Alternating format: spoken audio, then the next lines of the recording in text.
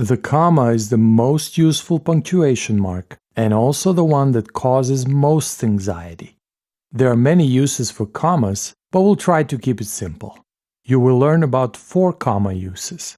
The listing comma, used for lists, the opener comma, used in the beginning of a sentence, the interrupter comma, used in the middle, and the compound comma, used for joining. Listing commas are those that separate items in a list of 3 or more words or phrases. If I write, "We have tuna, beef, and vegetable sandwiches," I use a comma to separate these 3 kinds of sandwiches. Most people would write it like this and use that "and" to separate the last item on the list. But if I add a ham and cheese sandwich, now we have tuna, beef, vegetable, and ham and cheese sandwiches.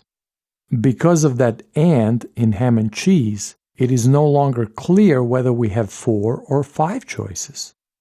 One could also argue that we don't know if the last sandwich is possibly vegetable and ham and cheese. Or maybe there's vegetable and ham, but separately a cheese-only sandwich.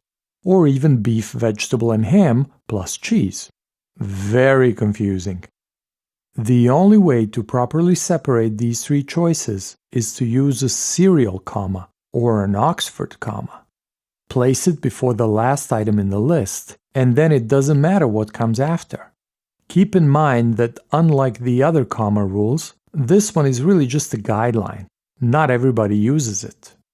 You won't need this comma in every list you write, but our example shows that it easily resolves any confusion in certain situations. However, you should be consistent and either always use it or never use it. I haven't used it until a few years ago when I realized how useful it is, and now I make sure to use it all the time.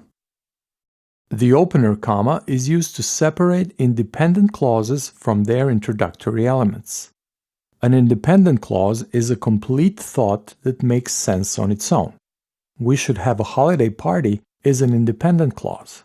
If you say, "Now that I think about it, we should have a holiday party," you need to separate that introductory element from the independent clause with a comma. You could also start a sentence with a phrase such as "in my opinion." That should also be separated with a comma. And same goes for all dependent clauses.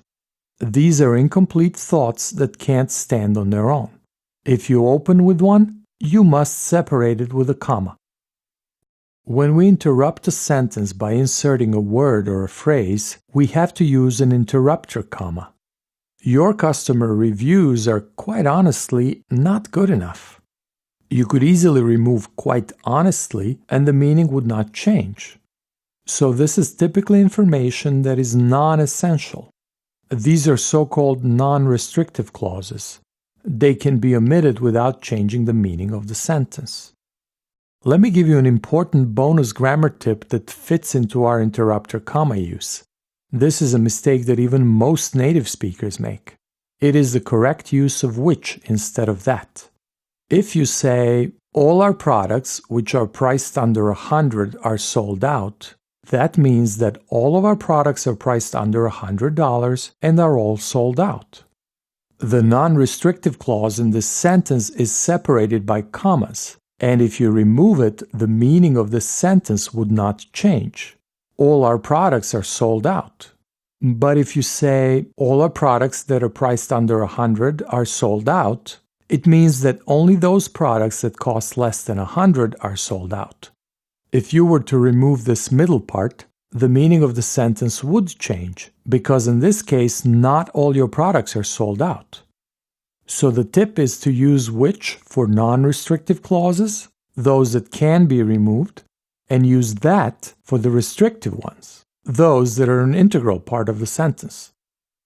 The compound or joining comma is used to connect 2 independent clauses, 2 complete thoughts that could stand on their own. But connecting them is a 2-step process. Jerry sent his proposal yesterday, and I haven't had time to read it, are independent clauses. If you put them together and just place a comma in between, you have what's called a comma splice, a very common punctuation mistake. What's missing here is a coordinating conjunction. The most common three are and, but, and or.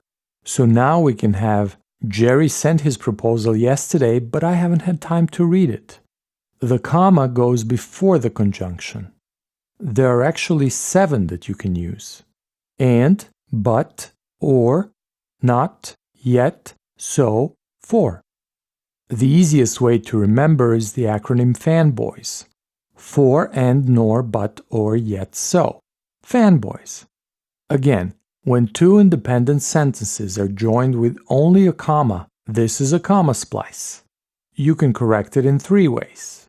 By adding a coordinating conjunction, by replacing the comma with a semicolon, or by separating them into 2 sentences. So our 4 commas are the listing comma used for lists, the opener comma used in the beginning of a sentence, the interrupter comma used in the middle, and the compound comma used for joining.